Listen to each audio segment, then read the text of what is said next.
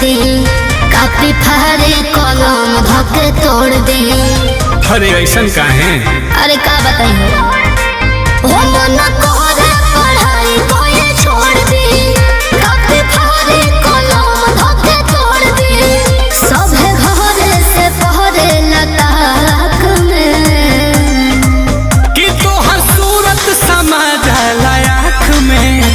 जब हवे पियर फराक में ना मोहब्बत उड़ाओ मजाक में। जान लेबू का पियर फराक में कि हमारा हिला तोहरे फिराक में।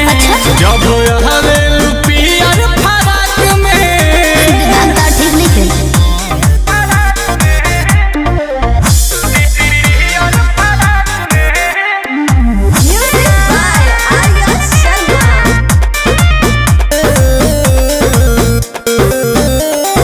शहर के लइका लो सारा बड़े सलो चावारा, राही में आए जाए तो करे ले गलत इशारा।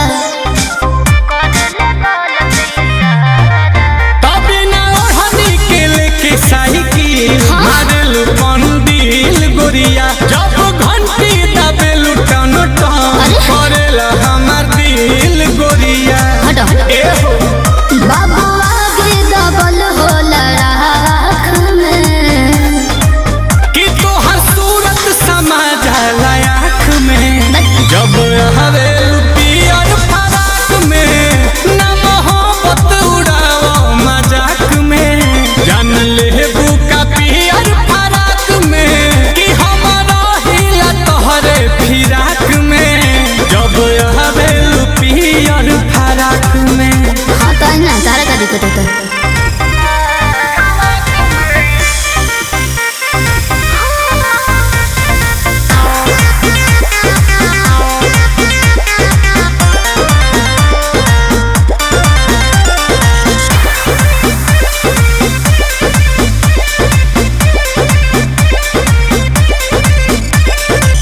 ओमे के लइके ना बुझो, के में के बिजली के तार से न जूझो।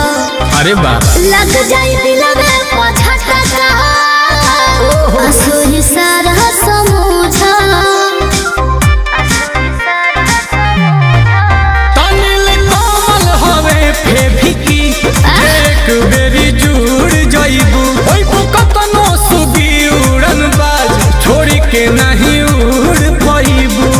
बुझाई ठीक बा जाना तानी चिपक जालो पंख में। कि तोहर सूरत समा जाला आँख में। जब हवेल पियर फराक में कि पियर मोहब्बत मजाक में। जान लेबू